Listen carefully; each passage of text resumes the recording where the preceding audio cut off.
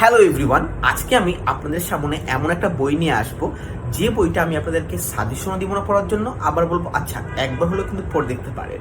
So basically বইটা হচ্ছে, আচ্ছা ওয়েট, আপনারা যারা আমার এরকম কন্ট্রোভার্সিয়াল বই সম্পর্কে জানতে চান অথবা ভাবেন যে আমার এরকম আরও কন্ট্রোভার্সিয়াল বই নিয়ে ভিডিও বানানো উচিত, তারা কিন্তু কমেন্ট সেকশনে অথবা ইনবক্সে আমাকে জানাবেন।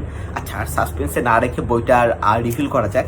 বইটা হচ্ছে কোভিড-19 ষড়যন্ত্র। খুব ভালোভাবে দেখতে পাচ্ছেন, নিচে কিন্তু স্পষ্ট করে লেখা আছে agenda 21 and secret of WHO।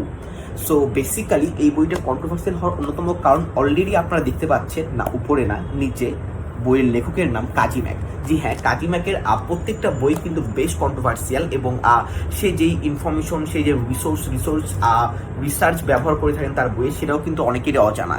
So এই হলো আজকের একদম শর্ট বই পরিচিতি। আপনারা যদি এরকম রিভিউ চান তাহলে সামনে অপেক্ষা করবেন।